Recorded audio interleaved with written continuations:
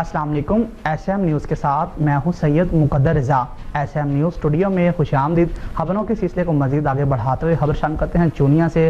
Assistant commissioner Chunian Muhammad Amir Butt کا THQ ہسپتال چونیا کا دورہ اور ایڈمنسٹریٹر آؤٹ ڈور اور OPD بلاک کا باقاعدہ افتتاح کر دیا گیا۔ اسسٹنٹ کمشنر چونیا محمد عامر بٹ کا MS چونیا ڈاکٹر احمد گجر کے ہمراہ THQ ہسپتال چونیا کا دورہ کیا۔